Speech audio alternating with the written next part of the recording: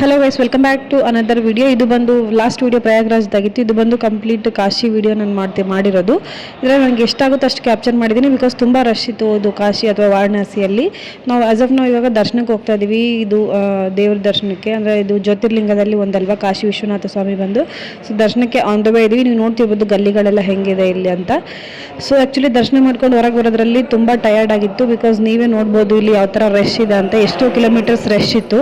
ಅದಕ್ಕೋಸ್ಕರ ನಾವು ಅದನ್ನು ಅಮೌಂಟ್ ಕೊಟ್ಟು ನಾವು ದರ್ಶನ ಮಾಡ್ಕೊಂಡು ಬಂದಿದ್ದಾರೆ. ಯಾರು ಸಿಕ್ಕಿದ್ರು ಅಲ್ಲಿ ಹೆಲ್ಪ್ ಮಾಡಿದರು. ಸೊ ಇದು ದರ್ಶನ ಆದಮೇಲೆ ಮತ್ತು ನೆಕ್ಸ್ಟ್ ಡೇ ಬಂದು ನಾವು ಇದು ಘಾಟ್ಗೆ ಹೋಗಿದ್ವಿ, ಮಣಿಕರ್ಣಿಕಾ ಘಾಟಲ್ಲಿ.